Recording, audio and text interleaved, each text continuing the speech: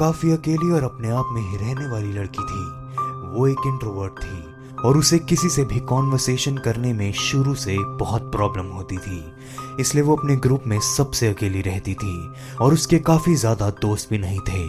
जहां वीकेंड बाकी ऑफिस के लोग किसी नए नए ट्रिप पर जाया करते थे, वहीं दूसरी तरफ दिव्या अपने घर में ही अकेली रहना पसंद करती थी, क्योंकि वो ग्रुप में अपने आप को बहुत ही अनकंफर्टेबल महसूस करती थी।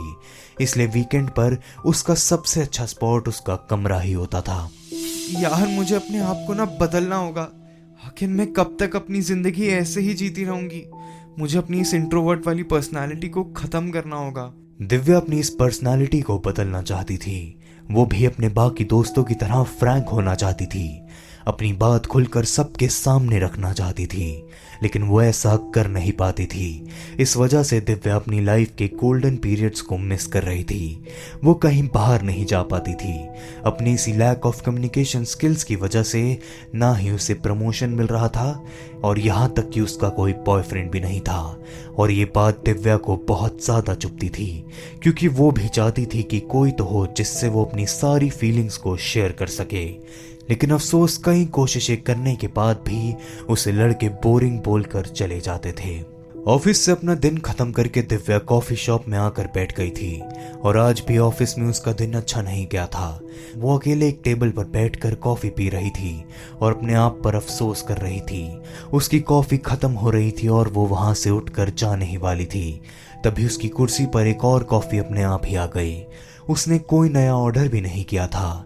तब भी दिव्या ने वेटर से पूछा, एक्सक्यूज मी, ये कॉफी तो मैंने नहीं मंगवाई, फिर किसने भेजी है?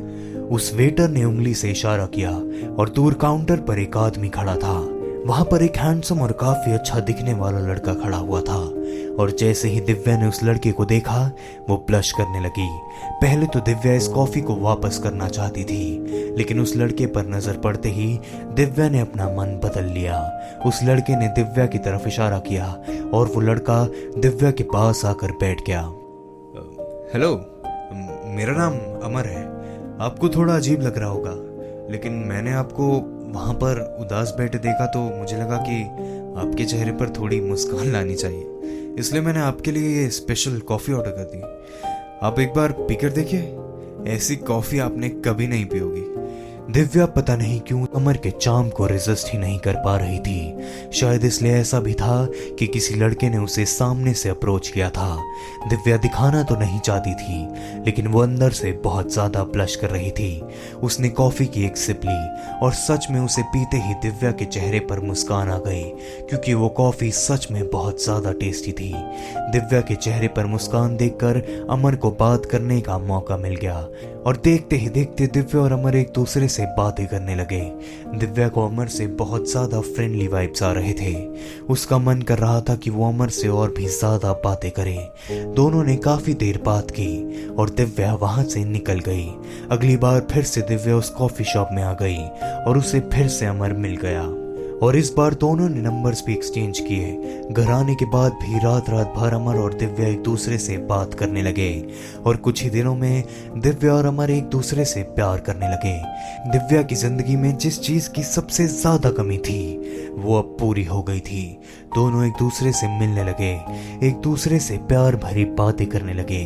दोनों के बीच का बॉन्ड बहुत ही ज्यादा स्ट्रांग हो गया था और एक बार अमर ने दिव्या को अपने घर पर बुलाया एक डिनर डेट के लिए। अमर ने दिव्या को बताया कि वो एक प्रोफेशनल शेफ है और आज वो दिव्या के लिए खाना खुद बनाएगा। दिव्या तैयार होकर अमर के घर पर पहुंची।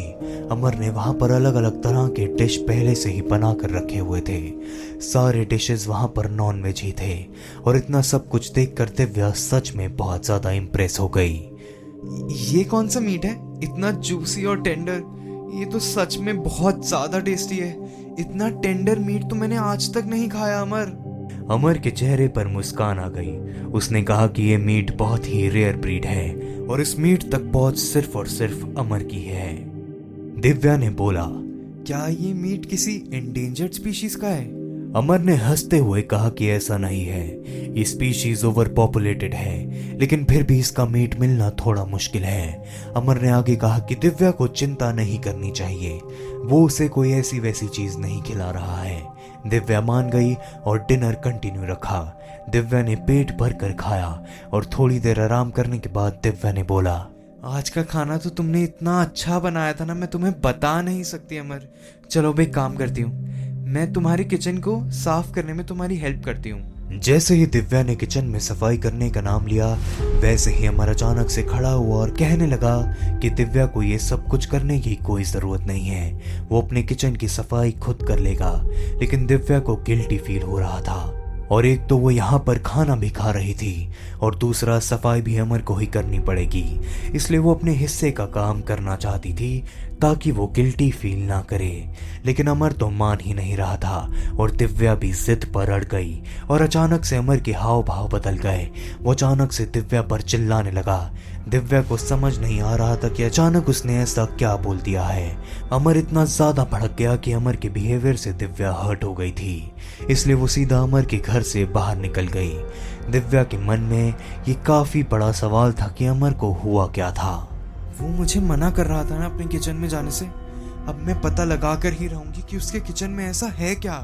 दिव्या से फिर अमर ने माफी मांगी और उसने कहा कि वो अपने किचन को अपना सब कुछ मानता है, इसलिए वो किसी को भी उसमें घुसने नहीं देता कि कहीं उसका किचन कंटामिनेट ना हो जाए।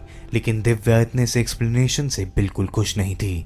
उसने अमर के घर की चाबी का इंप्रेशन लिया और अब एक एक्स्ट्रा चाबी बनवा ली। एक्स्ट्रा चाबी बनवाने के बाद दिव्या चुपके से अमर के घर में घुसना चाहती थी और उसने इस काम को अंजाम भी दे दिया। मौके पे दिव्या अमर के घर में घुस गई और उस चाबी से अमर के घर का दरवाजा खोला। दिव्या घर में गई और वहां से सीधा किचन के अंदर चली गई। किचन में जाने के बाद कुछ भी गड़बड़ नजर नहीं आ रहा था, सब कुछ बिल्कुल साफ सुथरा था। लेकिन साइड में एक बड़ा सा फ्रिज था और इतना बड़ा फ्रिज दिव्या ने पहले कभी नहीं देखा था। उसने फ्रिज को खोला और फ्रिज के अंदर उसे एक स्केलेटन मिला जो कि किसी बच्चे का था। देखने से ऐसा लग रहा था जैसे कि उसके शरीर से मीट को खरोच कर निकाला गया हो। ये देखते ही दिव्या के पैरों के नीचे से जमीन खिसक गई। वो धीरे धीरे पीछे हटने लगी और अचानक से किसी से टकरा गई। दिव्या, तुम्हें यहाँ पर नहीं आना चाहिए था। तुमने वो सब देख लिया है जो मैं तुम्हें नहीं दिखाना चाहता था। अब पता चल गया कि तुम्हें वो टेंडर मीट कहाँ से खाने को मिला था। लेकिन अब मैं सोच रहा हूँ मुझे तुम्हारी कोई डिश बनानी चाहिए। बताओ तुम्हारी डिश का क्या नाम दूं?